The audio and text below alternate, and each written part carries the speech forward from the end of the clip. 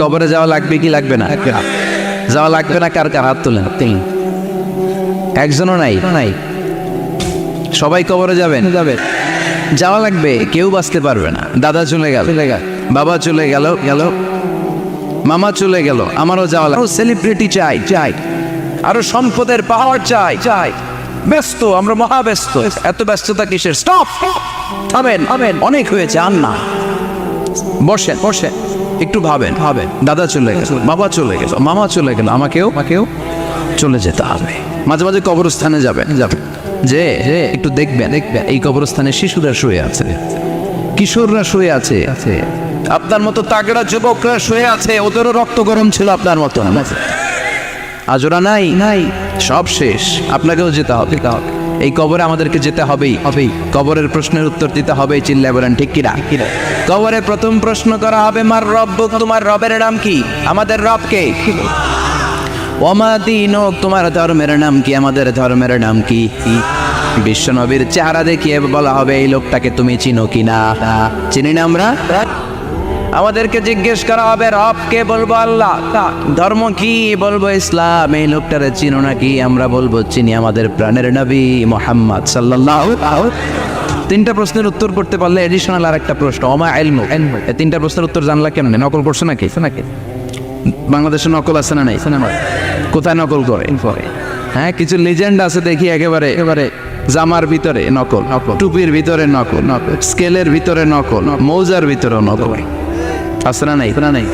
কথা বলেন। ফেরেশতারা বলবে, তুমি তিনটা প্রশ্নের উত্তর করলে কি করে? আপনাকে বলতে হবে, আমি কোরআন থেকে শিখেছি, আমি হাদিস থেকে জেনেছি। চিল্লায় বলেন ঠিক কিনা? তখন ফেরেশতারা বলবে, আহলান ওয়া সাহলান, মারহাবান, কংগ্রাচুলেশন, তুমি উত্তর করতে পেরেছো। ইফসাহু লাহু কবরুহু ৭০ যিরান, আপনার কবরটারে ৭০ হাত লম্বা বানিয়ে দেয়া হবে।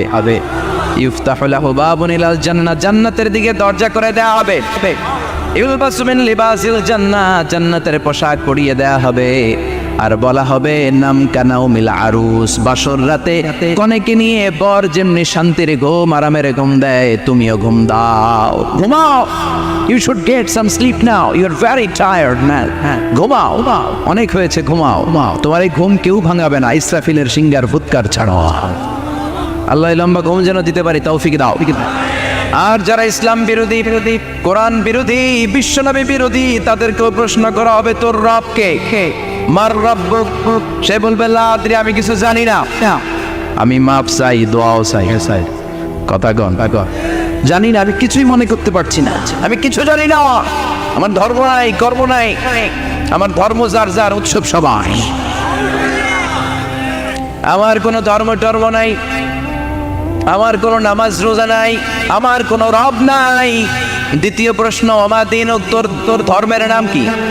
সে বলবে, ধর্ম কি? আমি জানি না, আমি ধর্মরে গালি দিতাম, আমি দুনিয়া ইসলাম রে বাস দিতাম, আমি আলেম ওলামাদের বিরোধিতা করতাম, আর শাহবাগের মঞ্চে উঠে ভাষণ দিতাম। আসলে নাই, সব গুমর ফাঁস হয়ে যাবে। ইয়াউমুত তাকাবুন। এরপর বিশ্বনবীর চেহারা দেখিয়ে বলা হবে, এই লোকটারা চিনো নাকি? সে বলবে, চিনি না, তবে আমার বন্ধুরা তার বিরুদ্ধে ব্লগে লিখতো, আমিও ব্যাড কমেন্টস করে দিতাম, এই লোকটার বিরুদ্ধে আমি কার্টুন বানাতাম, এই বিশ্বনবীর বিরুদ্ধে আমি কথা বলতাম। চিল্লায় বলেন ঠিক কিনা? ফেরেশতারা বলবে, লা তারাইতা ওয়ালা তালাইতা, তুই কিছুই পারলি না, তুই তো কপাল পোড়া। ফায়ুতরাকু বিমাতারিকা মিন হাদিদ, লোহার হাতুড়ি দিয়ে পিটিয়ে ওর মাসেলগুলো থেতলে ফেলা হবে। ওয়াইকালু লিল আরদি ইলতাইমি, কবরের দুই পাশের মাটির বলা হবে, চাপ দে, এমন চাপ দিবে, ফাতাখতালিফা আদলাউহু, ডান পাশের পাজরের হাড্ডি বাম দিকে ঢুকে যাবে, বাম পাশের পাজরের হাড্ডি ডান পাশে ঢুকে যাবে। কিয়ামত পর্যন্ত এই মারামারি চলবে। আল্লাহ এরকম ভয়ঙ্কর পরিস্থিতি থেকে আমাদেরকে বাঁচাও। ওই কবরের আযাব থেকে বাঁচার দরকার আছে না নাই? বিশ্বনবী বললেন, যে ব্যক্তি রাত্রিবেলায় সূরাতুল মুলক তেলাওয়াত করবে, তার কবরের আযাব হবে না।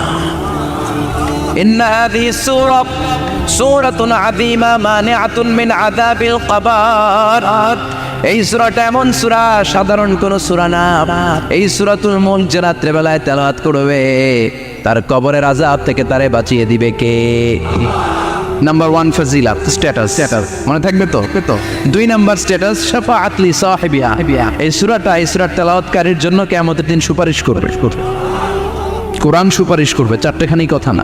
কোরআন যদি আপনার বিরুদ্ধে দাঁড়ায়, আপনার জান্নাত ক্যান্সেল।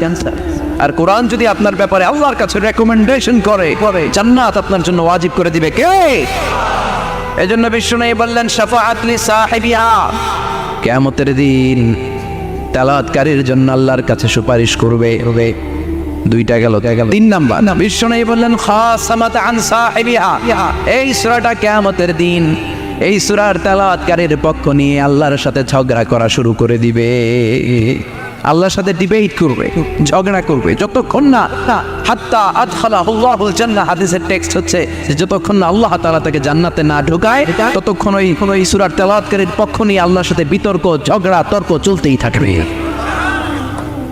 সুবহানাল্লাহ। আরো আসতে বলে। আবার বিষ্ণু বললেন মান ক্বারা বিহা ফি লাইলাতিন ফাকাদ আকসারা ওয়া আতওয়াবা, রাত্রিবেলা এই সূরাটা যে তেলাওয়াত করবে পুরো রাত্রিটারে বরকতময় করে দিবে কে? এজন্য বিশ্বনবী আবদার করে, আবেদন করে আমাদের কাছে বলে গিয়েছেন, আমি চাই আমার প্রতিটা উম্মতের হৃদয়ে এই সূরাটা গাথা থাক।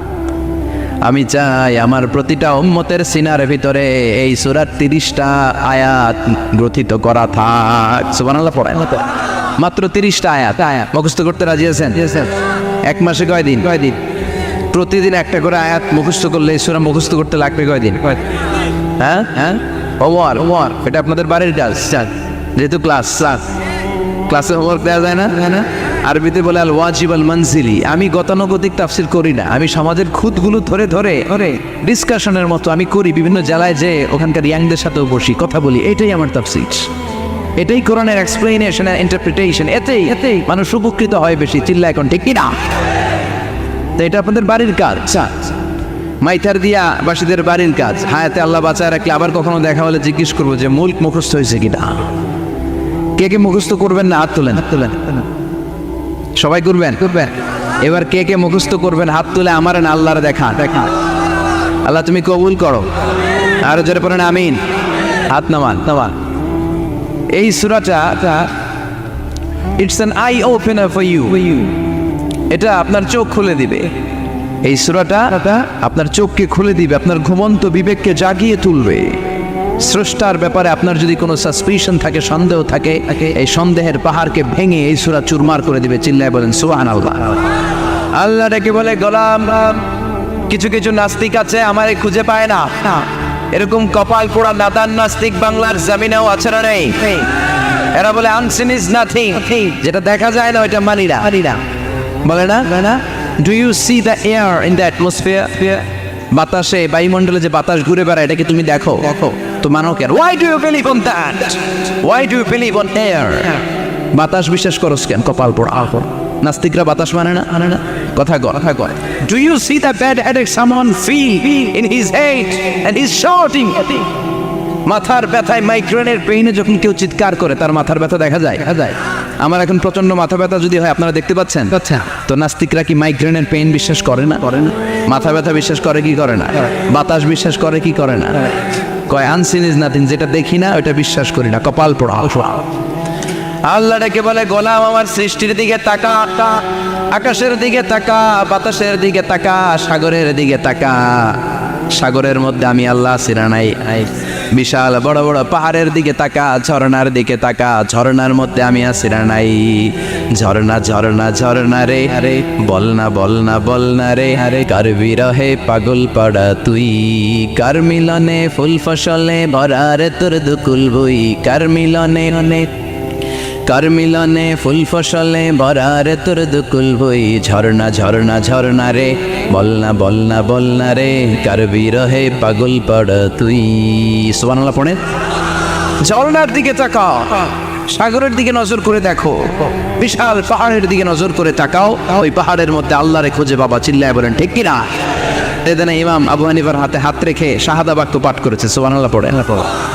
ঝিনুকের ভেতর লুকিয়ে থাকে যেমন মতি, ঝিনুকের ভেতর লুকিয়ে থাকে যেমন মতি, কালমা শাহাদাতে আছে আল্লাহর জ্যোতি, কালমা শাহাদাতে আছে আল্লাহর জ্যোতি। সুবহানাল্লাহ পড়েন না পড়। এই জ্যোতি যার হৃদয়ে একবার টাচ করে তার জন্য জান্নাতকে খুলে দেয় কে? এই জন্য এই সূরা পড়লে নাস্তিকরা নাস্তিক থাকবে না। নাস্তিকদের জন্য এখানে আল্লাহ মেডিসিন দিয়েছে, কিছু ডোজ দিয়েছেন। আলহামদুলিল্লাহ পড়ে। এই সূরা থেকে আমরা কিছু সময় কথা শুনবো। শুনতে রাজি আছেন তো? সূরার নাম চিল্লায় বলেন কি নাম? মুল্ক। মুল্ক মানে কি? মুল্ক মানে রাজত্ব, মুল্ক মানে ক্ষমতা, মুল্ক মানে পাওয়ার, মুল্ক মানে কিংডম, মুল্ক মানে সভরেন্টি। সুবহানাল্লাহ পড়েন। রব্বুল আলামিন বলেন তাবারাকাল্লাযী বিয়াদিহিল মুলকু ওয়া হুয়া আলা কুল্লি শাইইন কাদির। সুবহান সেই সত্তা যার হাতে ক্ষমতা আর তিনি সব বিষয়ে ক্ষমতাশীল। সুবহানাল্লাহ।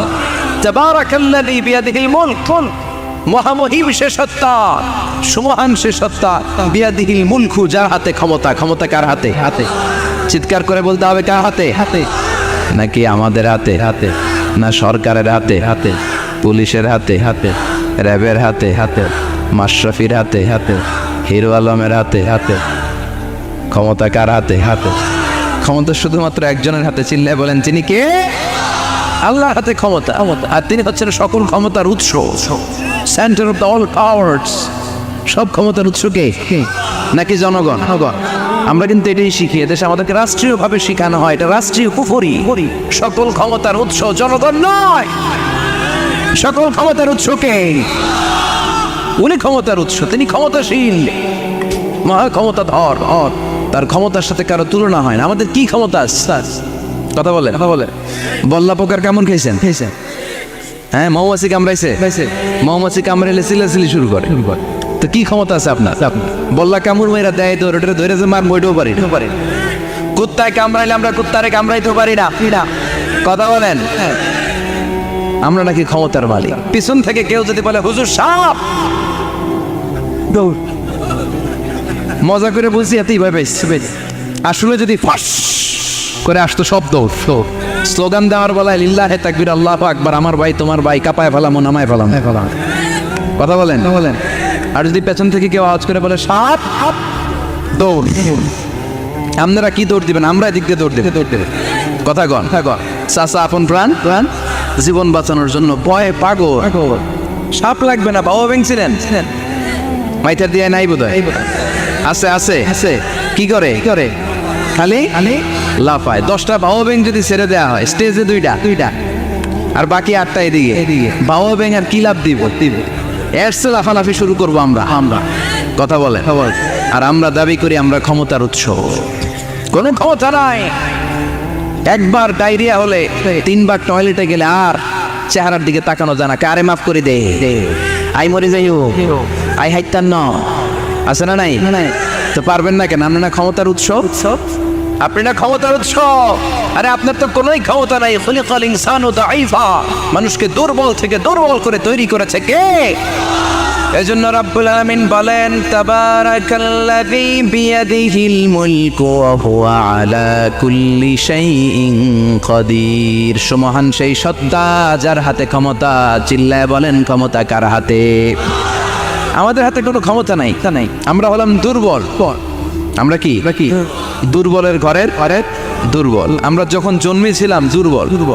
আমার ছোট্ট একটা মেয়ে আছে, আমি অবাক হয়ে থাকি যে আমিও তাইলে ছোটবেলায় এরকম ছিলাম। না খাওয়ালে খেতে পারে না, পেশাব পায়খানা করে, ঘর নষ্ট করে, বমি করে, দাঁড়াতে পারে না, শুইতে পারে না, লালা পড়তে থাকে, ক্লিন করতে হয় সব সময়। তাকে আল্লাহর আদেশে দেহে ঢুকে, আল্লাহর আদেশে বের হয়ে যায়। ঠিক কিনা? এই যে ছোট্ট বাচ্চাটা দেহের ভিতরে যে রুহ ঢুকলো, কে দিল? 120 দিনের আগে মানব শিশুর দেহের ভিতরে কিন্তু রুহের ফুৎকার হয় না। সহিহ বুখারীর বর্ণনা 40 340 কত কথা বলেন। প্রথম 40 থাকে নুতফা, তারপরের 40 হয় আলাকা, তারপরের 40 হয় মুদগা, sperm drop, blood clot, and then the little flesh. ছোট্ট নাপাক পানি ছিলা, শুক্রাণু ছিলাম আমরা। কি ছিলাম? শুক্রও ছিলাম না, শুক্রাণু, শুক্রের অনু। এক ফোঁটা শুক্রের মধ্যে 20 কোটি অনু থাকে। ওই 20 কোটির একটা ছিলাম আমি আর আপনি। সুবহানাল্লাহ, বাড়িতে গিয়ে বললেন ডিম্ব আমরা ছিলাম না, আমরা ছিলাম ডিম্বাণু। এই ডিম্বাণু আর শুক্রাণু দুইটা মিলে আল্লাহ আমাদেরকে বানায় ফেললেন জাইগন্ট, সেখান থেকে এমব্রয়ো, তারপরে আস্তে আস্তে ইনিশিয়াল স্টেজগুলো শেষে একটার পর একটা স্টেজ পার করে তিনি আমাদেরকে বানালেন আলাকা, সেখান থেকে মুদগা, আমাদের দেহের ভেতরে তিনি স্কেলিটন ভরে দিলেন, কঙ্কাল, মাথার স্কাল দিলেন, খুলি দিলেন, নাক কান গলা দিলেন, আমার রেসপিরেটরি সিস্টেম চালু করে দিলেন। কত ছোট ছিলাম আমি, ক্ষুদ্র ছিলাম আমি। ফালইয়ানযুরিল ইনসানু মিম্মা খুলিকা মিম্মাইন দাফিক। মানুষের উচিত তার সৃষ্টি প্রক্রিয়ার দিকে নজর করে তাকানো। বাবার পিঠ থেকে সবেগে নির্গত হওয়া পানি দিয়ে মায়ের পেটে তোমারে ঢুকায় দিল কে? নাপাক পানি থেকে ছোট্ট ব্যাঙ্গাচির মতো ছিলাম, জোকের মতো মায়ের জরায়ুর দেয়ালে লেগেছিলাম। সেখান থেকে বড় করতে করতে আমার রেসপিরেটরি সিস্টেম, আমার এয়ারিং সিস্টেম, আমার সব সিস্টেমগুলো তিনি আমার দেহের ভিতরে সেট করে দিল। চিল্লায় কোন সুবহানাল্লাহ। 120 দিনের সার্টেন পিরিয়ড শেষে তিনি দেহের ভিতরে রুহের ফুৎকার দিলেন। দেয়া মাত্রই আমার রুহুতে ধপ ধপ ধপ ধপ ধপ ধপ শুরু হয়ে গেছে। ওই যে ধপ ধপ শুরু হয়েছে, আজও থামে নাই। এই ধপ ধপ থামলে বাঁচবেন? দম ফুরাইলে আমরা ঠুস হয়ে যাবো, ঠিক কিনা? হায় রে মানুষ রঙিন ফানুষ, দম ফুরাইলে তবু তো ভাই কারোরই নাই একটুখানি। হায় রে মানুষ রঙিন ফানুষ, রঙিন ফানুষ, হায় রে মানুষ। সুবহানাল্লাহ বলেন। সে আল্লাহ বললেন, গোলাম, জীবন আর মরণের মাঝখানে আমি তৈরি করেছি রুহু। পৃথিবীর বিজ্ঞানীরা সব বানাতে পারে, কম্পিউটার বানাতে পারে, প্লেন বানাতে পারে, হেলিকপ্টার বানাতে পারে, রকেট বানাতে পারে, কিন্তু গোটা বিশ্বের সব বিজ্ঞানীরা মিলে কি রুহু বানাতে পারে নাকি? কথা বলেন।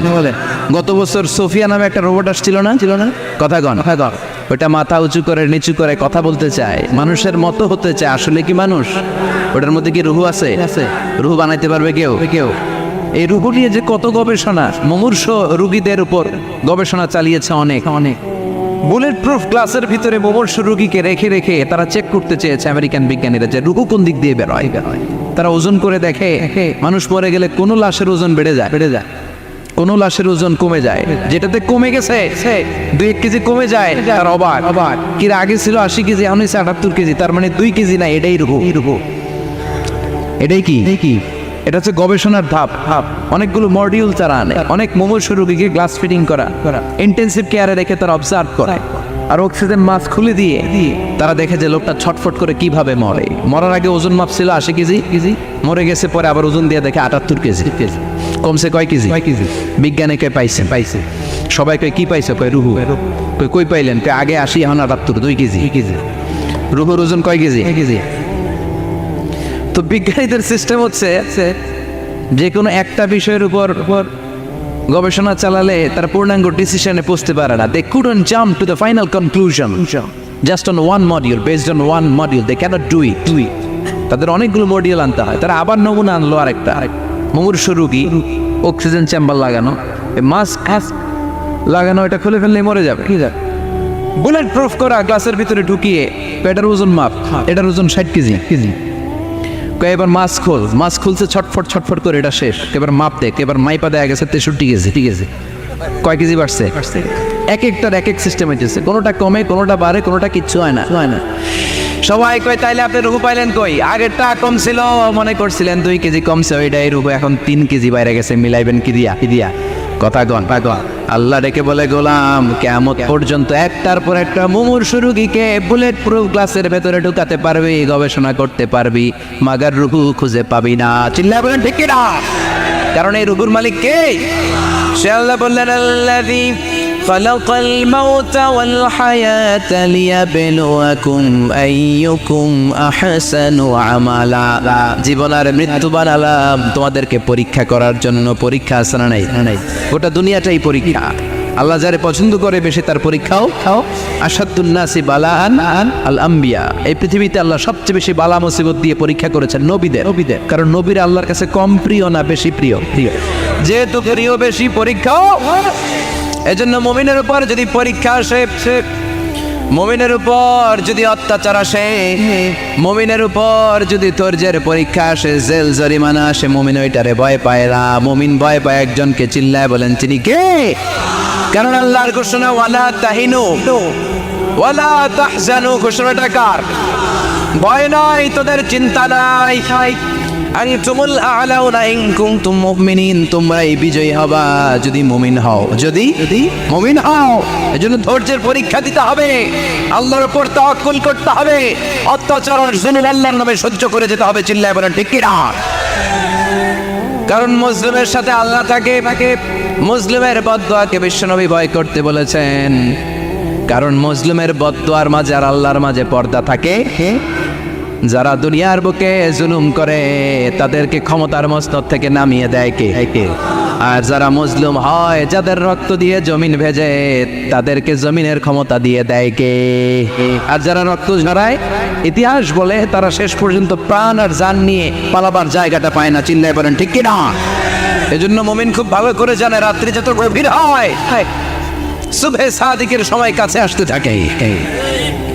গর্ভবতী নারীর পেটের জ্বালা যন্ত্রণা, ব্যথার পেইন যত বাড়ে, নতুন মেহমান আগমনের সময় কাছে আসতে থাকে। তেমনি ইসলামের পক্ষের শক্তির উপর যদি অত্যাচার, অনাচার, স্টিম রোলার বেড়ে যায়, এটা প্রমাণ করে ইসলামের বিজয়ের সময় কাছে আসতে শুরু করেছে। চিল্লায় বলো ঠিক কি না? এজন্য রাব্বুল আলামিন ডেকে বলেন, গোলাম লিয়াবলুয়াকুম আইয়ুকুম আহসানু আমালা, কে ভালো আমল করো, কে খারাপ আমল করো, এজন্য আমি জীবন মরণ তৈরি করেছি। চিল্লায় কোন ঠিক কিরা?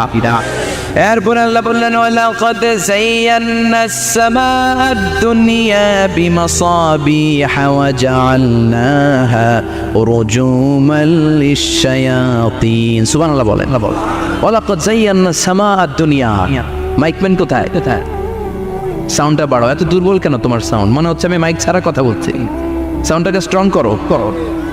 ওয়ালাকাদ যায়্যানাস সামাআদ দুনিয়া, I have beautified the closer sky with candles, with light and stars. আল্লাহ বললেন, আমি দুনিয়ার আকাশকে তারা দিয়ে সুশোভিত করেছি। আকাশে তারা আছে না নাই? এগুলো এমনি হয়েছে না? তৈরি করছে কে? বিশ্বাস হয়? কোনো সন্দেহ আছে? এখন তো লাইটিং ফাইটিং এর যুগে তারার যে কি সৌন্দর্য আমরা বুঝি না। আমরা যখন ছোটবেলা গ্রামে যেতাম, রাতের বেলা তারার মেলা, কি সুন্দর, একটার চেয়ে একটা সুন্দর। শুকতারা, ধ্রুব তারা, সপ্তর্ষিমণ্ডল, 7টা তারার একটা চেইন আছে, চিনেন এগুলো? কি সুন্দর তারা!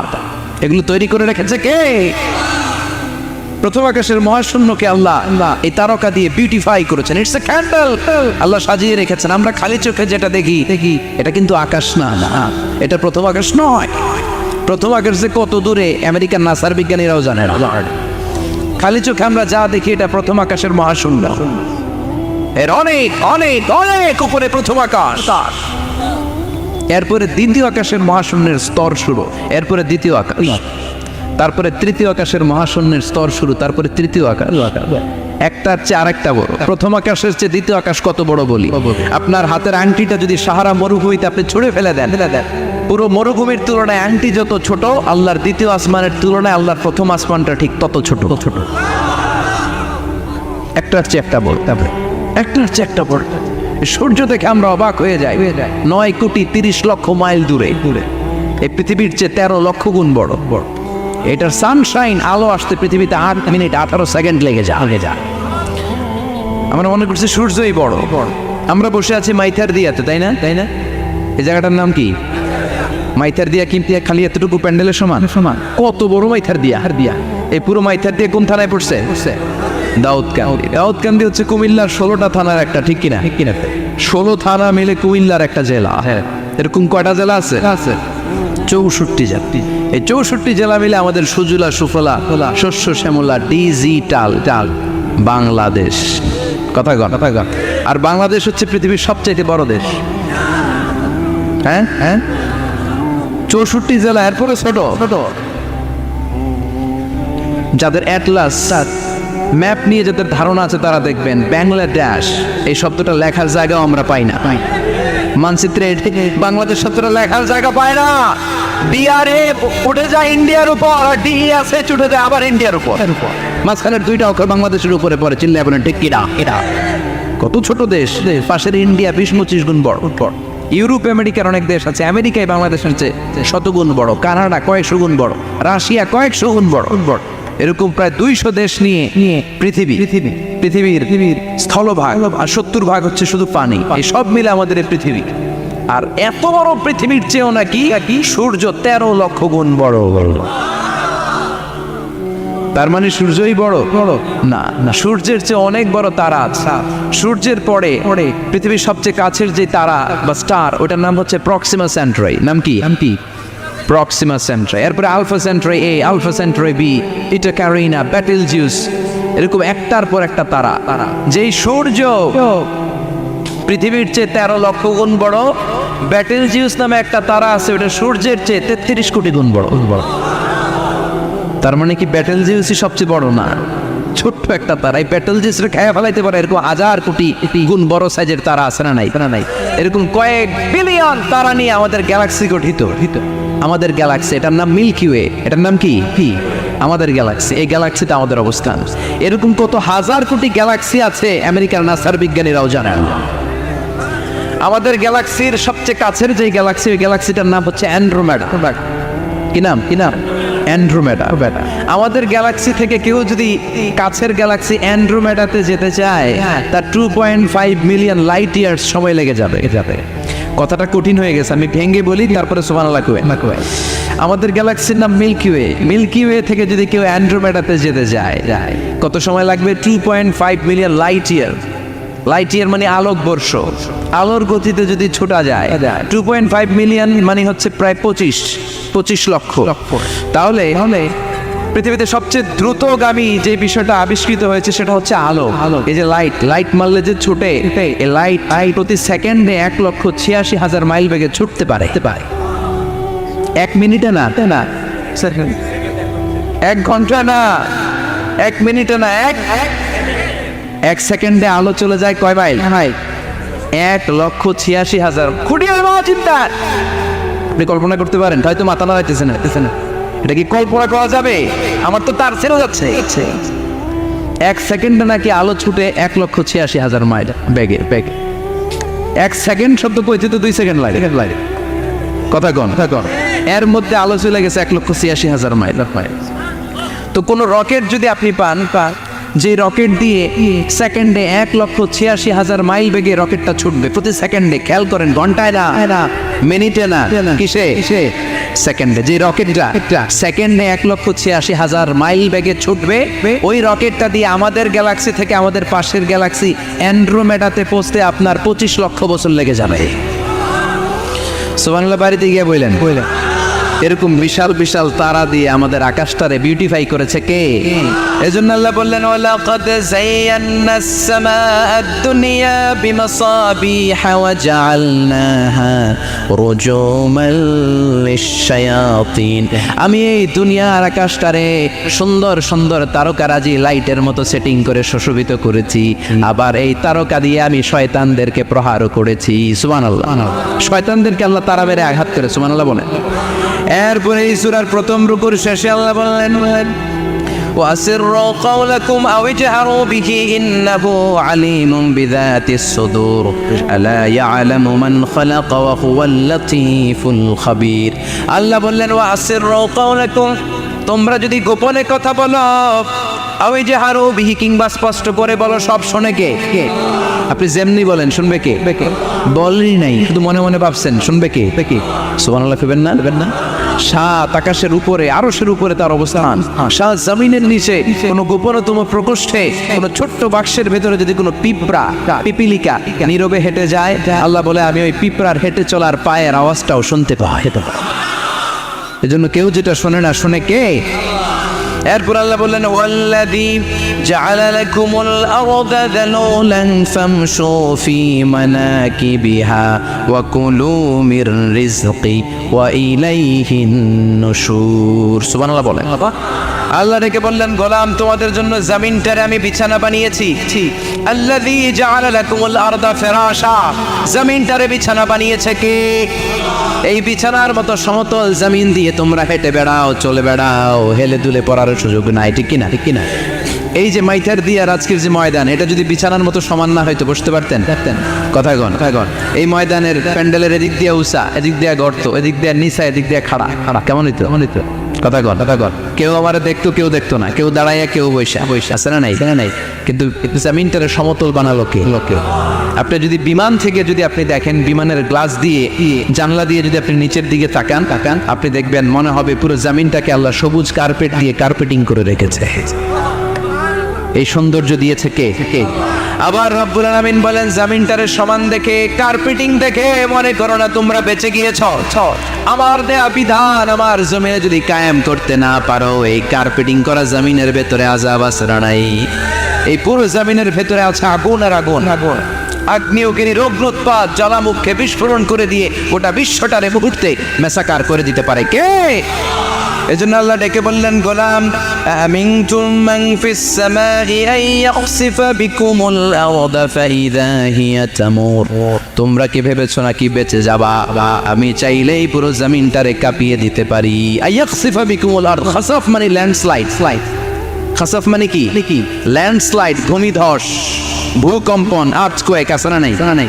বাংলাদেশে তো ভূমিকম্প হয় না। টের পাইছেন? মাঝে মাঝে মাঝরাতে হয় না? 3টার দিকে নিজেই দৌড় দিব না, বাচ্চারা লইয়া দৌড় দিব, লুঙ্গি পইরা দৌড় দিব না, লুঙ্গি সারা দৌড়াম। এই ভূমিকম্প আছে না নাই? আল্লাহ বলে মনে করো না জমিনটা সমতল, কার্পেটিং করে দিয়েছি। এই কার্পেটিং এর ভিতরেও আগুনের দলা আছে না নাই? আবার আল্লাহ বললেন আমিনতুম মান ফিস সামাই আন ইউরসিলা আলাইকুম হাসিবা। নিচে যেমনি কার্পেটিং করা জমিনের ভেতরে অগ্নুৎপাত রেখে দিয়েছি, মাথার উপর থেকে আযাব দেওয়ার সুযোগ আছে না নাই? চাইলে আল্লাহ অগ্নি বৃষ্টি দিতে পারে, আগুন বৃষ্টি দিতে পারে, ঠান্ডার বজ্রপাত দিতে পারে। আপনারা লূত আলাইহিস সালামের কওমের নাম শুনেছেন? তারা হোমোসেক্সুয়ালিটি, সমকামিতা করত। ফলে আল্লাহ তাআলা বিশাল এক চিৎকার মেরে সাইয়েদনা জিবরাইলের মাধ্যমে পুরো জমিনটারে শেষ করে দিলেন। ফাজআলনা আলিয়াহা সাফিলাহা ওয়া আমতারনা আলাইহিম হিজারাতাম মিন সিজিল। তাদের অপকর্মের কারণে জর্ডানের ওই এলাকাটাকে আল্লাহ বললেন জিবরাইল এলাকাটারে হাতে তুলে নে, আকাশের উপরে তুলে পুরো এলাকা সহ মানুষ সহ জমিনের মধ্যে গেড়ে দে। জমিনের নিচের মাটি উপরে নিয়ে গেল কে? উপরের মাটি নিচে নিয়ে গেল কে? পুরো জায়গাটা এখন ডেড সি হয়ে গেছে। কিসি ডেড সি নাম শোনেন নাই বোধহয়? আজকে শুনে রাখেন, এটারে বলে মৃত সাগর। এটা গজবের জায়গা, ওখানে মানুষও ডুবে না। লবণের ডেনসিটি, সল্টের ডেনসিটি এত হাই, এই পানির মধ্যে এত গজব, এর মধ্যে কোনো মাছ জন্মায় না, চিংড়ি জন্মায় না, কাঁকড়া জন্মায় না, ব্যাঙ হয় না, শ্যাওলা হয় না, কিচ্ছু বাঁচে না। এটা গজবের জায়গা, চিন্তা করেন ঠিক কিনা? যে আল্লাহ জর্ডানের এলাকাটারে ধ্বংস করে দিল, ওই আল্লাহ আজও আছে না নাই? এই জন্য নিজ দিয়ে তিনি যেমনি আযাব দিতে পারেন, ভূমিকম্প দিতে পারেন, জলোচ্ছ্বাস দিতে পারেন, উপর থেকে তিনি শিলাবৃষ্টি দিতে পারেন কি পারেন না? মাইতের দিয়ে কখনো শিলাবৃষ্টি হয়েছিল? হ্যাঁ, ফসল ক্ষেত শেষ করে দেয় না? ছাগল টাগল মরে যায়। ছাগল যদি ইয়েতে থাকে ক্ষেতের মধ্যে, বড় শিলা মাথায় পড়লে শেষ, মানুষও শেষ, টিনের চালও শেষ। কথা কন। এরপরে আল্লাহ যদি উল্কা বৃষ্টি পাঠায়, উল্কা যদি পড়ে কই যাবে? কোথায় যাবেন আপনি? উল্কা চিনেন? মহাশূন্যে বিশাল পাথরের খণ্ড ঘর্ষণ খেয়ে পৃথিবীর ভেতরে ঢুকে যায়। এই পৃথিবীতে সবচেয়ে বড় উল্কাপিণ্ড পড়েছে সাউথ আফ্রিকাতে। সাউথ আফ্রিকার একটা সিটি আছে, হোবা সিটি। এই হোবা শহরে 60 মেট্রিক টন ওজনের একটা উল্কা পড়েছিল, যেখানে পড়েছে পুরো জায়গাটা বিশাল খাদ হয়ে গিয়েছে। এরকম একটা উল্কা যদি এখানে পড়ে আজকে বাঁচার উপায় আছে?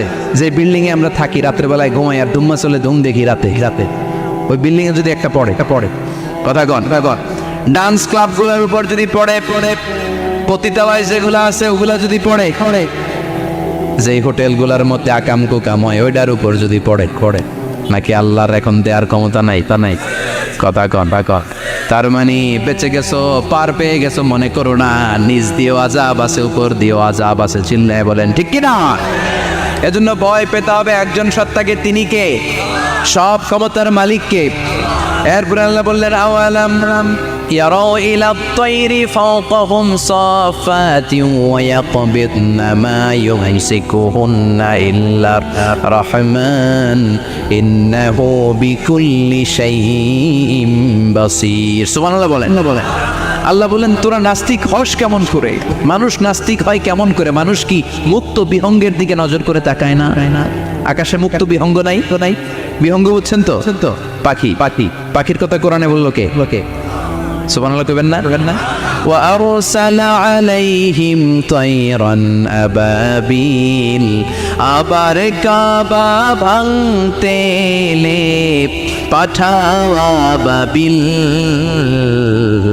দাও খোদা দাও আমায় আবার ওমর দরজ দিল, দাও খোদা দাও আমায় আবার ওমর দরজ দিল। সুবহানাল্লাহ পড়েন। এই যে আল্লাহ বললেন ওয়া আরসালা আলাইহিম, তারপর তায়রান আবাবিল, তায়ের মানে পাখি, তায়ের মানে কি? আবার জান্নাতে যারা যাবে তাদেরকে পাখির ভুনাগোশত খাওয়াবে কে? জান্নাতে যাওয়ার সাথে সাথে প্রথমে আল্লাহ আপনাদেরকে মেহমানদারি করবে মাছের কলিজা দিয়ে। খাইবেন? মাছের কলিজার কথা শুনে জিভে পানি আসছে নাকি? আউয়ালু তাআমিন ইয়াকুলুহু আহলুল জান্নাতি ফাজিয়াদাতু কাবিদিল হুত। প্রথমে মাছের কলিজা, এরপরে পাখির ভুনাগোশত। তার মানে পাখির কথা কোরআনে আছে না নাই? আবার সাইয়েদনা সুলাইমান আলাইহিস সালামের একটা পাখি ছিল, ওইটার নাম কি ছিল? হুদহুদ পাখি। মাথার উপর দিয়ে চলতো, আর ওইটার চোখে জুমিং পাওয়ার আল্লাহ এত বেশি দিয়েছিল, এটা জামিনে নজর করলে বুঝতে পারতো কয় হাজার ফিট নিচে পানি আছে, পানিটা মিষ্টি না লবণাক্ত না কেমন দেখে মুহূর্তের মধ্যে সাইয়েদনা সুলাইমানের কাছে সব তথ্য সরবরাহ করে দিত। সুবহানাল্লাহ। এজন্য আল্লাহ বললেন নাস্তিকগুলো কি পাখির দিকে তাকায় না? এই পাখির দিকে তাকালে পাখির রব আল্লাহরে খুঁজে পাওয়া যায়। পাখির দিকে তাকালে, মুক্ত বিহঙ্গের দিকে তাকালে কেমন করে পাখিগুলো উড়ে যায়। এই পাখিগুলো আকাশে ধরে রাখে কে? মা ইউমসিকুহুন্না ইল্লা রাহমান। ওই রহমান ছাড়া কেউ পাখিগুলোর শূন্যে ধরে রাখতে পারে না। কত শত আয়াতে যে আল্লাহ পাখির কথা বলেছেন হিসাব নাই। কত ধরনের পাখি যে আল্লাহ বানিয়েছেন কোনো হিসাব নাই। আপনারা ঘরে জিওগ্রাফিক্যাল চ্যানেলগুলো দেখেন? হ্যাঁ না জি বাংলা দেখেন? স্টার জলসা, কিরণমালা কি দেখেন? জিওগ্রাফিক্যাল চ্যানেল দেখবেন, ওখানে দেখবেন একটা পাখি আল্লাহ তৈরি করেছে, পৃথিবীর সবচেয়ে ছোট পাখি, নাম হলো হামিং বার্ড। কি নাম? The smallest bird ever in the world. সবচেয়ে ছোট, এটা প্রাপ্তবয়স্কে 3 থেকে 5 ইঞ্চি লম্বা হয়। এটার পূর্ণ যৌবন এটা লম্বা কদ্দুর 3 থেকে 5 ইঞ্চি। এটা প্রতি সেকেন্ডে ডানা ঝাপটাতে পারে 80 বার। কয়বার? আমাদের ডানা আছে না দুইটা। আপনি আপনার ডানা 1 সেকেন্ডে কয়বার ঝাপটাতে পারবেন? হ্যাঁ আমি ঝাপটাইলাম কয়টা হয়েছে? 1 সেকেন্ডে? হ্যাঁ 3-4টা ঝাপটা দিতেই আমার সেকেন্ড শেষ। কিন্তু এই পাখিটা প্রতি সেকেন্ডে তার 2 পাখা ঝাপটায় কয়বার? পৃথিবীর সব পাখি সামনে ওড়ে, তো এই পাখি সামনে যেমনি ওড়ে, অ্যাট দ্য সেম টাইম এই পাখি পিছনের দিকে উঠতে পারে। সুবহানাল্লাহ। বাড়িতে যাই বললেন ইউরোপের আল্পস পর্বতমালায় গুগল করবেন যে আজকে গুগলে লিখবেন যে আলপিন সুইফট একটা পাখি আছে। কি আছে? এই পাখিটা একবার যখন শূন্যে উড়াল দেয়, উড়ন্ত অবস্থায় এটা আকাশে 6 মাস থাকতে পারে। আকাশের মেঘের আপ থেকে পানি খায়, শূন্যে ভেসে বেড়ানো পোকামাকড় ধরে খেয়ে বেঁচে থাকে। 6 মাস পরে একবার জমিনে ল্যান্ড করে নেমে কয়েকদিন থেকে আবার উড়াল মারলে আবার 6 মাস। আলপিন সুইফট। আরেকটা পাখি আছে, অদ্ভুত পাখি, নাম হোমা বার্ড। এই হোমা বার্ড উড়ন্ত অবস্থায় ডিম পেড়ে দেয়, আর ওই ডিমটা জমিনে পড়ার আগেই মাঝখানে ডিম ফেটে বাচ্চা বেরোয়, বাচ্চা উঠতে শুরু করে দেয়। এই পাখিগুলোর কথা কোরআনে আছে না নাই? এজন্য আল্লাহ বললেন আওয়ালাম ইয়ারাউ ইলা আত-তায়রি ফাওকাহুম সাফাতিন ওয়া ইয়াকবিদনা মা ইউমসিকুহুন্না ইল্লা আর-রাহমান ইন্নাহু বিকুল্লি শাইইন বাসীর। আল্লাহ বললেন নাস্তিকগুলো কি পাখির দিকে নজর করে তাকায় না? পাখির দিকে নজর করে যদি তাকায় তখন পাখির রব আল্লাহরে খুঁজে পাবে। চিল্লায় বলেন ঠিক কিনা? পাখিকে আরবিতে বললে তয়ের। সবাই বলেন পাখির আরবি কি? বিমানের আরবিও তয়ের। পাখি আর বিজা, বিমান আর বিও। এই পাখি নিয়ে গবেষণা করে বিমান বানাইছে। সুবহানাল্লাহ কইবেন না? আমরা বানাই নাই, আমরা তো খোঁজাখুঁজিতে ব্যস্ত। আমরা আছি ফতুয়া নিয়ে ব্যস্ত। তুই 20 কারণে কাফের, তোর চাচা 90 কারণে কাফের।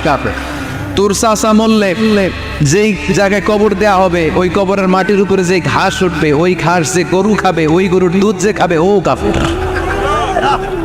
আছে না নাই? নাই, খালি কাফের ফতুয়া দেয় ব্যস্ত। আমরা ফতুয়া নিয়ে রইলাম, আর ওরা সব আবিষ্কার করে ফেললো।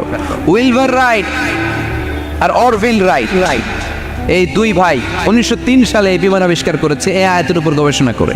আওয়ালাম ইয়ারাউ ইলা তাইর, ওরা কি পাখি নিয়ে ভাবে না? আমাদের তো ভাবার সময় নেই, আমরা আছি মদ নিয়ে আর নারী নিয়ে আর জুয়াবাজি নিয়ে। চিল্লায় বলেন ঠিক কিনা? এমন অনেক মন্ত্রীদের হোটেল আছে যেখানে পতিতালয়ের আড্ডাখানা। চিল্লায় বলো ঠিক কিনা? মুসলমানরা মদ আর নারী নিয়ে ব্যস্ত, আর ইহুদি খ্রিস্টানরা আমাদের সব ঐতিহ্যকে ধারণ করেছে। উইলবার রাইট অরভিল রাইট গবেষণা শুরু করে দিল। পাহাড়ে শুয়ে শুয়ে দুই ভাই খালি পাখির ছবি আঁকে, কেমনে পাখিগুলো টানা ঝাপটা মেরে ওঠে, কেমনে নামে। গবেষণা করতে করতে করতে প্লেন বানায় ফেললো 1903 সালে। আজ থেকে 100 বছর আগের স্টোরি শোনাচ্ছে আপনাদের। তখনকার বিমান এখনকার বিমানের মতো ছিল না। আপনি দেখবেন যে শুরুতে বিমান কেমন ছিল। শুরুতে ভাঙ্গাচুরা দুটা পাখা নিয়ে একটু উড়ে আবার থপাস করে পড়ে, কিন্তু আশা হারায় নাই, আবার উড়ে থপাস করে পড়ে। আমেরিকাতে সুবিধা করতে পারেনি। ফ্রান্সের এক কিং তাদেরকে ডোনেট করেছে বিপুল অঙ্কের টাকা দিয়ে। তারা প্রথম ফ্রান্সের একটা শহর থেকে আরেকটা শহরে পৃথিবীর প্রথম প্যাসেঞ্জার প্লেন নিরাপদে ল্যান্ড করেছে। মানুষের উড়ার স্বপ্ন সফল হতে শুরু করলো। এখন বিভিন্ন ধরনের বিমান একটার পর একটা শুরু হয়েছে। এই পৃথিবীর সবচাইতে দ্রুতগামী যে বিমানটা আগে ছিল, নাম ছিল কনকর্ড, যাত্রীবাহী বিমান। এটার পরে এখন একটা বাইরে হচ্ছে বোম সুপারসনিক। কি নাম? Bomb supersonic. এত স্পিডে চলে, এই মাত্র দেখলেন এদিকে এয়ারপোর্ট দেখবেন নাই, ওই দিকে। সুবহানাল্লাহ পড়ে। কি বিশাল বিশাল ডবল ডেকার গুলো নিয়ে শূন্যে উড়াল দেয়। বোয়িং A380 বর্তমান পৃথিবীতে সবচেয়ে বড় প্যাসেঞ্জার বিমান। কার্গো বিমান তো এগুলোর 7-8 ডবল বড় হয়। I am talking about the passenger flying A380 525 জন যাত্রী নিয়ে এটা শূন্যে উড়াল দেয়। 525 জন যাত্রী, কেবিন ক্রু, পাইলট, বিমানের ওজন, খাবার দাবারের ওজন, ফুয়েলের ওজন, 525 জনের লাগেজ ট্যাগেজের ওজন, এই সব নিয়ে শূন্যে উড়াল দেয়। সুবহানাল্লাহ কইবেন না? এই বিমান আবিষ্কারের আগ পর্যন্ত গোটা বিশ্বব্যাপী সব দেশে দেশে ছিল সেনাবাহিনী আর নৌবাহিনী। বিমান আবিষ্কার হওয়ার সাথে সাথেই শুরু হয়ে গেল বিমান বাহিনী, এয়ারফোর্স, মিলিটারি। এখন বোম সুপারসনিক বানায়, এখন ড্রোন হামলা করে, এখন মিসাইল হামলা করে, এখন স্যাটেলাইট পাঠায়। আমরাও পাঠাইছি। কি নাম? Bangabandhu satellite. We launching the Bangabandhu satellite channel last year. আমরা বঙ্গবন্ধু স্যাটেলাইটও পাঠাইছি উপরে। সব কিছু পাখির উপর গবেষণা করে হয়েছে। চিৎকার করে বলেন ঠিক কি না? এই জন্য আল্লাহ ডেকে বললেন, গোলাম ওরা কি পাখির দিকে তাকায় না? পাখির দিকে যদি নজর করে একটিবার তাকাতো, নাস্তিক আর নাস্তিক থাকতে পারতো না। এজন্য নাস্তিকদের জন্য সূরার ভেতরে ডোজ আছে, আই ওপেনার আছে। সর্বশেষ আল্লাহ একটা প্রশ্ন দিয়ে এই সূরাটা শেষ করলেন। প্রশ্নটা শুনবেন সবাই। আল্লাহ বললেন, কুল আরাআইতুম ইন আসবাহা মাউকুম গাওরান ফামান ইয়াতিকুম বিমাইম মাইন। বলো দেখি সবে শুকাইয়া যদি যায় এই পৃথিবীর পানি, তাহলে হেথায় তটনির ধারা কে দিবে সবারে আনি? কে দিবে? একদিন সকালবেলা ঘুম থেকে উঠছেন, টয়লেটে যাবেন, মুখ ধুবেন, স্কুলে যাবেন, অফিসে যাবেন, কাজে যাবেন, যায় দেখেন টিউবওয়েল চাপতেছেন, পানি নাই। ট্যাপ ছাড়লেন, পানি নাই। চোখের মধ্যে ময়লা, নাকে ময়লা। টয়লেটে যাবেন, পানি নাই। পুকুরে যাইবা, দেখেন পানি নাই। বিশাল বিশাল মেশিন বসিয়ে মাটির নিচ থেকে ভূগর্ভস্থ পানি ওঠানোর চেষ্টা করলেন, একটা পানি নাই। এক ফোঁটা পানি গোটা বিশ্বে কোথাও নাই। কে দিব পানি আপনারে? পানি সম্পদ মন্ত্রী দিব, ডোনাল্ড ট্রাম্প দিব, শেখ হাসিনা দিবে? কেউ দিতে পারবে? এক ফোঁটা পানি বানানোর ক্ষমতা আমাদের না, ঠিক কিনা? পানির বৈজ্ঞানিক নাম হচ্ছে H2O। কি নাম? এই দেশে H2 নিয়ে কত কথা আছে না নাই? হাইড্রোজেনের 2টা মলিকিউল, অক্সিজেনের একটা মলিকিউল। এই 2টা গ্যাস, হাইড্রোজেন আর অক্সিজেন, 2 গ্যাস একসাথে মিলাইলে কি হয়? কথা বলেন। মিঠা নদীর পানি। সুবহানাল্লাহ পড়েন। আল্লাহ বললেন ঘুম থেকে উঠে যদি দেখো পৃথিবীর সব পানিগুলো একেবারে পৃথিবীর নিচে চলে গেছে, কোনো মাধ্যম দিয়ে এক ফোঁটা পানির জোগাড় আর বন্দোবস্ত করা যায় না, কে তোদেরকে পানি এনে দিবে? কথা কন কন। আল্লাহ ছাড়া এক ফোঁটা পানি এনে দেওয়ার মতো ক্ষমতা কারো আছে নাকি? আবার পানি থেকে পৃথিবীর সব কিছুরে বানালো কে? ওয়াজা